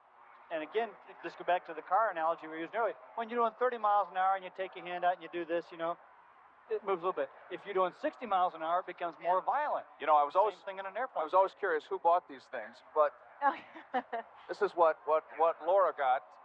It's my present for you, Frank. It's your memento of this day. Actually, it's pretty cool. It's on a stick. Let's do it. And we'll see the axes. We talked about this. The ailerons are the things that make the airplane roll this way. You don't mind us using your bath toy, do you, Frank? This is aileron. This is roll. And then when you pull back on the stick, it moves the elevators in the back here, and that gives you the pitch up and down. And then you got your feet on the rudder pedals, which make the airplane yaw. McDonnell Douglas makes the planes? McDonnell Douglas makes the aircraft in St. Louis. You know, it's so fun watching pilots talk. I've seen shows where pilots talk, and they talk with their hands as they're talking about the maneuvers. You have to use your hands. That's what God gave you hands for. Now, this is good. You don't mind, Frank. It's only slightly used. Only slightly used. Okay, I was surprised how comfortable it was, really. I mean, I'm smaller, and so it wasn't as cramped for me. But it was really pretty comfortable to sit there, and I was in the plane for well over an hour, and it was all right. Part of the thing we've done now, especially with introducing more and more females into the force, although we don't have ladies in combat situation now, there's a thing called anthropomorphic measurements. And we have to design seats now that go up and down to accommodate the 5th through the 95th percentile person, which means you have to be, if you're 135 pounds or 255 pounds, you have to be at a design point to where you can see all the instruments, make everything work. You know, when I got off the Blue Angel plane, as you saw in that tape, I was literally drenched in sweat, because that's why I was talking to you earlier about what a workout it is when you're pulling those G's. You're trying to really tighten up also. And I thought I was so hot. I went out and I said, boy, we really pulled a lot of G's. Oh, and he goes, well, yeah, we hit about 4.5. I said, yeah, that's probably the max that you guys do, right? And he goes, what are you kidding? That's about half of what we do. Yeah. And they're at 8, even as high as 10, is that correct? Or do they stay at 8? Is that the highest that they'll do? 8, but again, you probably only get to about 7 in the show for the solos. You get to where you're having the diamond, you don't do the same maneuvers. So we saw the F-18 earlier where we saw the airplane operate at close to maximum performance. We'll see the solos take the airplane close to max performance. But again, for the Diamond, the whole idea is show the artistry and the teamwork of 4 airplanes, so you don't get so violent. And also the plane we flew in's a double. The double-seater, yeah. All the others are And singles. the ones that they use in the show are single-seater The planes. takeoff is great, too, and we're going to have it for you in just a second. Looks like they're just getting set to do this, but they all take off in unison. They really have to build up all the anticipation here. Yeah, oh, I know. And boy, it's worth it, though. The wait is worth it. We were laughing when we were walking around when we first got here. Frank and I were seeing people with their strollers, and that one couple had a wagon full of stuff behind them for spending the whole day. But also, there are booths here that sell just Blue Angel stuff. That's novelties, T-shirts, pins, bumper stickers. Yeah. It's almost like a little cult in its own way, huh? And Bob McKenzie, a mile plus of show line here. We've got a mile plus of different kind of things you can get, from memorabilia to margaritas to burritos and everything else. Plus the big blimp hanger's got a whole lot of other displays in it too. So that's right. You aren't going to be wanting, ladies and gentlemen, if you get here when the gates open tomorrow morning, and stay till the end. And how do they pick someone to actually be in the Blue Angels? Is that something that you try out for, or what? Generally, you have to have more than 500 hours of time, be recommended by your commander, and then you go through the normal screening process. I say normal screening process, but not really that, where you are evaluated just in terms of your personality. Can you walk, talk, and chew bubble gum at the same time? That's important. Now, Bob McKenzie is down on the ground right now, and we want to check in with him briefly. Bob. Laura, we're down here with a lot of really excited folks. This is what they've been waiting for, to see the Blue Angels. It's the big number of the day, and I sense a certain excitement out here just to see this group perform. This lady here, I believe, plans to see them today and then again tomorrow. Is that right? Yeah, we'll be back tomorrow. Now, what makes you such a major Blue Angels fan? I enjoy the flying and I enjoy aviation. Seen them a couple times, actually. Did it turn you on enough to want to fly yourself? Yeah, I mean, I may eventually, but who knows? It's not something I'm definitely planning on, but something it's an option that's there. What do you think the fascination of this is, of watching the Angels? What's their appeal? It's the exotic machinery. There's really fast. Something that I think most of us guys would love to fly. Sort of a little daydream. Yeah.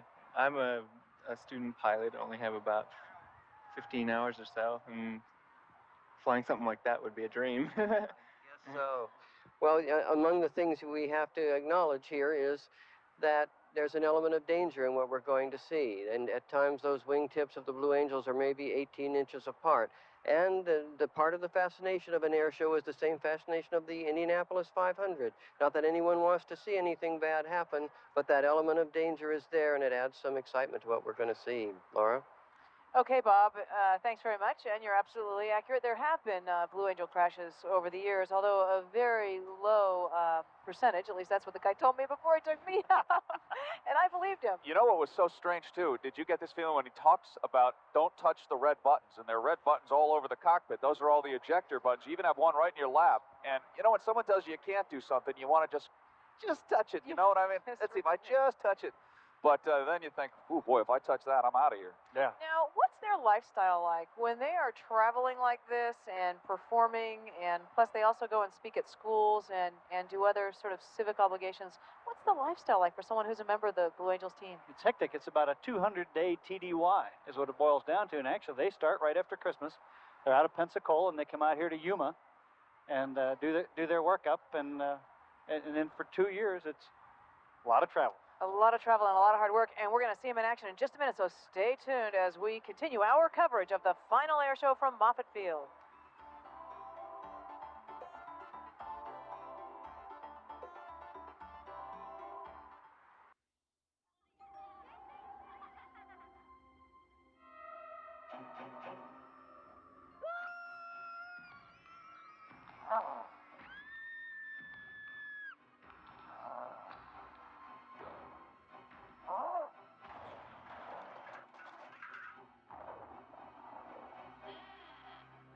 What? No dip? For a really great Halloween, pick up tons of Pepsi and Doritos.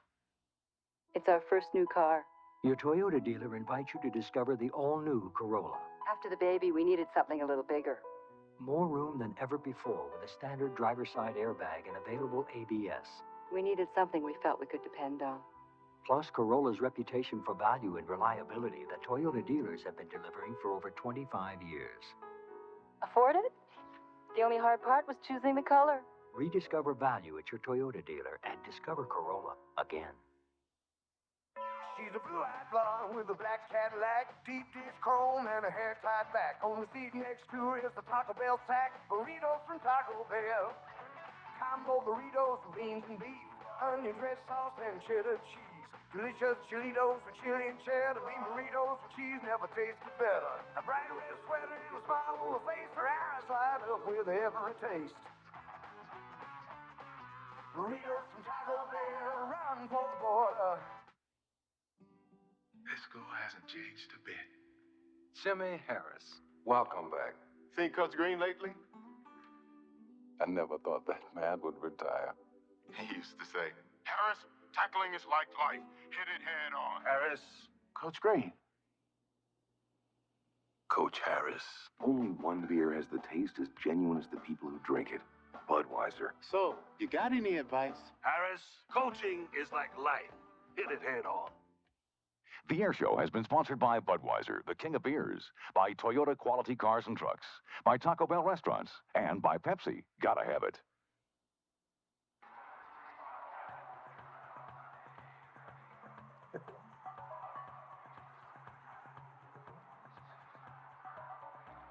There they are, the FA-18 Hornets, the Blue Angels, poised and ready to go on the runway. And we want to let everyone at home know that we're going to show you their performance in its entirety, so you'll get to see the whole thing today, and it should be a very thrilling one. Is this a good day for an air show? Are the conditions just right, Ed? Do we have the right kind of weather and cloud cover and all that? This is great because now we've got some clouds against which you'll be able to see the airplanes. That blue airplane into a perfectly blue sky wouldn't be nearly as attractive as what we're going to have You know, today. when I was flying with them, we were over the water, and it was a crystal clear blue sky, and I got so mixed up when the guy would flip over and go back. We know that. I couldn't tell. You could tell. I couldn't tell up from down and over from left. And Now, what are the pilots doing right now as they're getting ready to take off? Are they going through their maneuvers? Are they goofing off, saying, hey, what do you want to do after the flight? Should we go grab a couple of beers and a pizza? Yeah, I think that's what they're doing, Laura. They've gone through a whole series of pre-flight checks, and now they're talking to the air show boss again, folks down there, Commander Quigley, making sure everything's all squared away, that all the air traffic from the Oakland airports and all the other little airports around here know that, hey, clear the sky here because we've got about 35 minutes of nonstop fury. Yeah, I never knew that they had to have the 5 mile. I know when Air Force One flies, the president's plane, they also clear airspace. I didn't realize they cleared airspace for the Blue Angels. Well, imagine the speed that these guys are flying. They get up to 585 miles an hour, knots, almost 620 miles an hour. You know, they get pretty far apart from time to time. And the solos, in fact, they live by the clock. I mean, they go from show center out on a certain heading for X number of seconds, and then they turn, and they know where to look for each other. Now, clarify that. There's one team of 4, and then there's 2 solos, and they do their own thing separately? And the idea is the 4-ship shows the formation and grace. The solos show maximum performance. And I think we're about ready. I hear some F404 engines running up down there at the end of the runway. Oh, okay. There could be a problem with one of the planes. We want to let you know that the announcer for the Blue Angels is Lieutenant Commander Dave Stewart. That's who I flew with. And I think that's the way it works, that for the first year when they enter the team, they're the announcer, and then they spend the next 2 years actually flying with the team. Because last year, Ken Switzer was the gentleman who took me up. Oh, wait, looks like here they go, folks. And here's the call. The boss says, ready, ready, release brakes now, ready, burners. You'll never see it take off like this. Watch this. Now watch this. 150 miles an hour, about 130 knots, rotate. The boss says, ready, gear now, and then all the gear come up. 4 slides into the slot.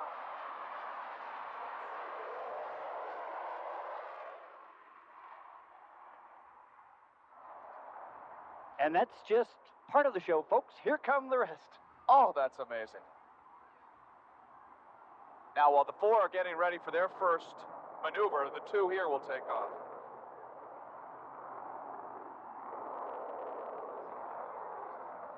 They look so close together. I mean, from the ground, it really looks as though they're touching. Well, I was told, what Ken told me, that if he didn't have a cockpit, he could high-five the guy on top of him when they're flying, cockpit to cockpit. It gets close. But they try to maintain. It's part of the safety thing. There's 36 inches between wingtips. They're part of one airplane to the next, so And they all have a way out. For every maneuver they're doing, they always have, if something happens, they all have a heading that they can turn to. And I didn't know that, really. There's always a way out. Here go the other two. Number 5 is on the roll now. These guys all have cute nicknames. We'll get to that too, but number 5 is John Foley, known as Gucci. Now here's a dirty roll. Gear and flaps down.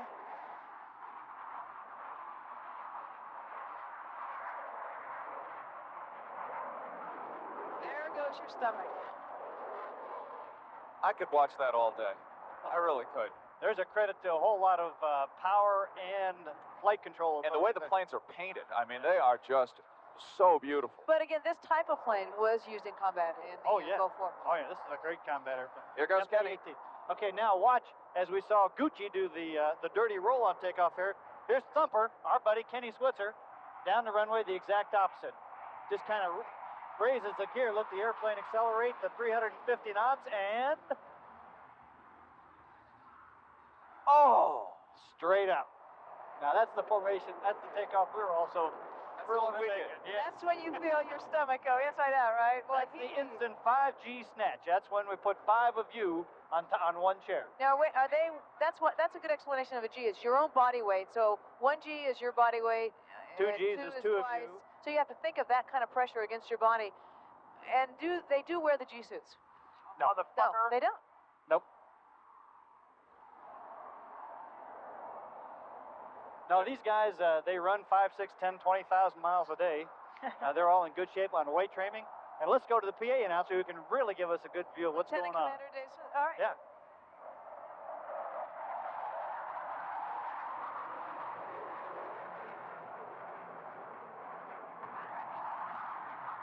The Blue Angel Diamond will momentarily be making its approach from the right. In relatively slow speed flight, they will give you an opportunity to take a close look at that very minimum 36-inch wingtip to canopy separation that exists between these 4 aircraft. From the right, the Blue Angel Diamond.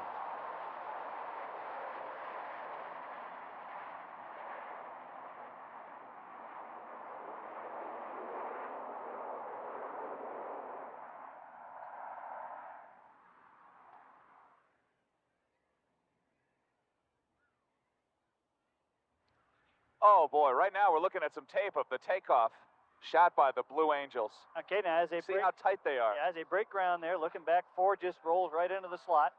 And you see how bouncing around. It looks so smooth from the ground, but they're working. During practice, they go in and out of afterburners so much they get tennis elbow in their left arm. Really? They are. How do you go into and out of afterburners? It's over a little ramp, over a little detent. Okay, we're back live. Watch this. Okay, from the left. And from the right. Show center and... Oh! Wow. Wow.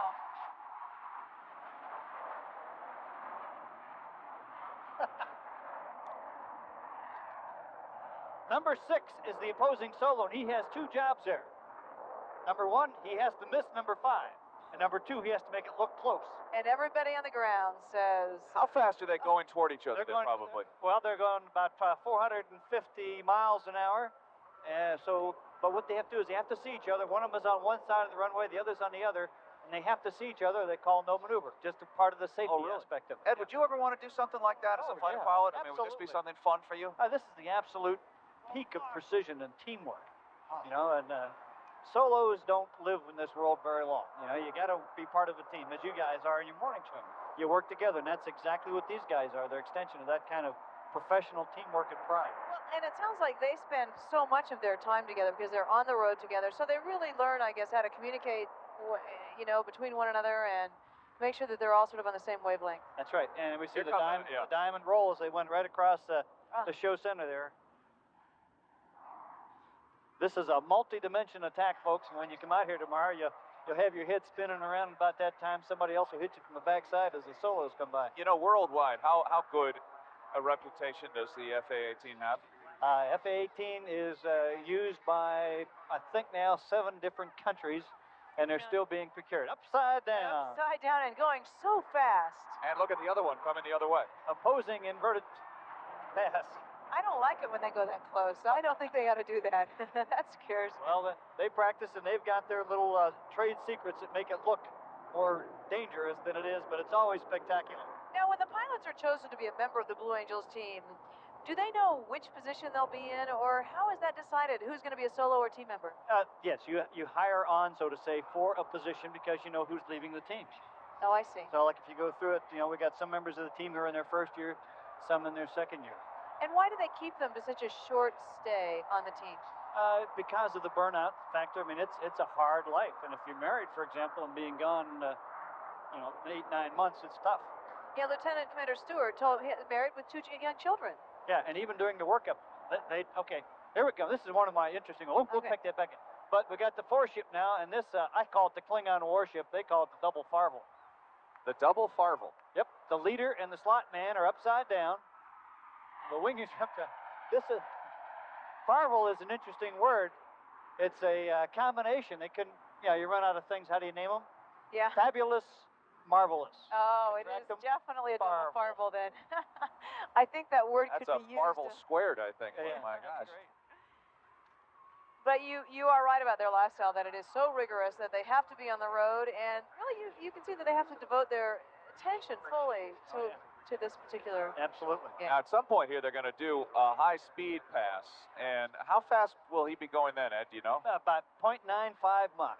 Which is in miles an hour? 670, 680 knots, about 740, 750 miles an hour, just below the sound barrier. Now, we've talked about the comparison between flying in other sports today, gymnastics or other things. Are there certain moves here that are like the highest degree of difficulty and the highest risk? Yes, but again, some of them you might not expect. I think any time that you're changing maneuvers in the 4-ship from a diamond to a fingertip, anytime you're maneuvering in 3 different elements, 3 different dimensions, that shows a lot of skill. And now we got the solos who'll be doing some very high-speed maneuvering close to the ground. We talked earlier about how maneuverable these planes are, and again, I was just absolutely amazed that I could spin the plane around just like that. It was so simple to do. Yeah. Now watch this. We got a maneuver coming up here now. It's a diamond aileron roll. And diamond aileron roll? Diamond aileron roll. We'll just watch it right on TV here and describe it. We got the 4-ship coming in from the right, and the boss pulls up a little bit, and all of a sudden,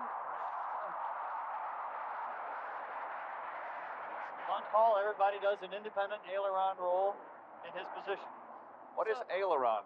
Is that how I'm saying it right? Aileron? Aileron. That's move the stick left, the airplane rolls left. Move stick right, it rolls. Is that a French word or something? Aileron? No, I think Wilbur Wright made it. No! Damn it, Bob. Okay. Yeah, okay, we got the solo coming in here from the left, and boy, we're just turning every which way to try to keep our eyes on these guys because I've got a script and I don't care. I don't want to miss what they're doing here. Okay, we have from the left the show center. And now, this is some of the maximum performance. There, ladies and gentlemen, it's about 50,000 pounds of airplane doing a 360-degree turn in about a half a mile. The sound on that. Yeah, behind the hangars. Also, the tension that must put on the steel that the plane is made of. And on the pilot, 7 Gs.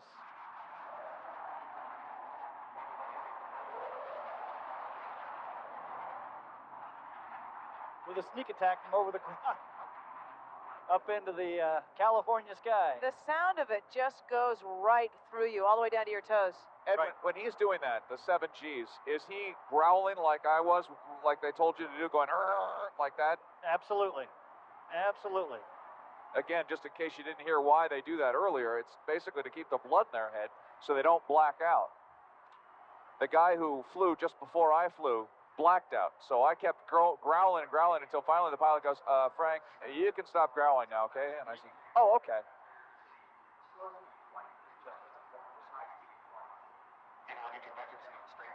It's amazing how easy it is to see them from the ground. I mean, you really have a great view of their maneuvers. They really make a point of coming right in and doing their tricks.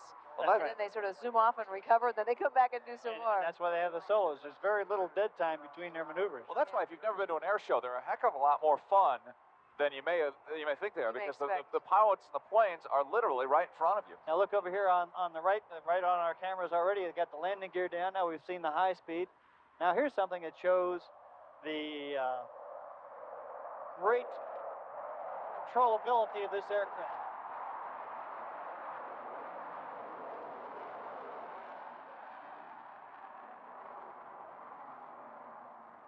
Tremendous power. The aircraft has got about a 200-knot maximum speed limit on the landing gear. They're doing a loop.